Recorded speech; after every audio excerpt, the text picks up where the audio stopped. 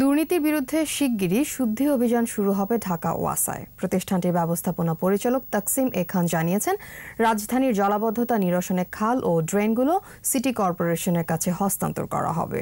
Report Saidul ইসলামের। ৩ বছরের জন্য নতুন দায়িত্ব নিয়ে গত ১০ বছরের সাফল্য এবং ভবিষ্যৎ পরিকল্পনার কথা জানাতে ঢাকা ওয়াসার এই সংবাদ সম্মেলন। এতে চাহিদার প্রায় ৯০% বিশুদ্ধ পানি সরবরাহ করার কথা জানান ব্যবস্থাপনা পরিচালক। গণমুখী পানি ব্যবস্থাপনা পরিচালনা করা এবং প্রতিষ্ঠিত করার একটা প্রয়াস।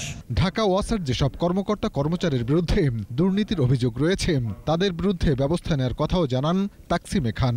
আমরা আমাদের একটা শুদ্ধি অভিযান, যে বিভিন্ন সময় বিভিন্ন অনৈতিক কার্যকলাপের যে বিন্দুমাত্র যদি থেকে থাকে, জিরো টলারেন্স টুয়ার্ডস করাপশন, যেটা মাননীয় প্রধানমন্ত্রীর নির্দেশনা, আমরা ঢাকা ওয়াসা জিরো টলারেন্স টুয়ার্ডস করাপশন সবসময় মেনেছি।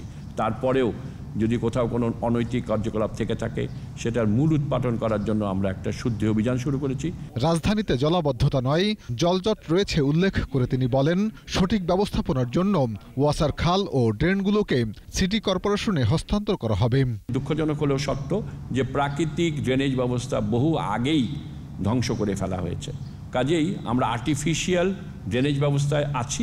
সলিড ওয়েস্ট দ্বারাই কিন্তু খালগুলো অপরিষ্কার হয়। 2012 সাল থেকে আমরা একাধারে এটা চিঠি দিয়ে আসছি। আমরা আশা করছি অচিরেই এটা সিটি কর্পোরেশনের কাছে হস্তান্তরিত হবে। সুয়ারেজ ব্যবস্থায় নতুন 5টি মেগা প্রকল্প নেওয়া হয়েছে জানিয়ে ঢাকা ওয়াসার ব্যবস্থাপনা পরিচালক বলেন, আগামী কয়েক বছরের মধ্যে ডিজিটাল সুয়ারেজ ব্যবস্থাপনা চালু করা হবে। 100% ঢাকা শহরকে সুয়ারেজ সিস্টেমের মধ্যে আনার চেষ্টা করব। সাইদুল ইসলাম, 21 টেলিভিশন, ঢাকা। সবকটাই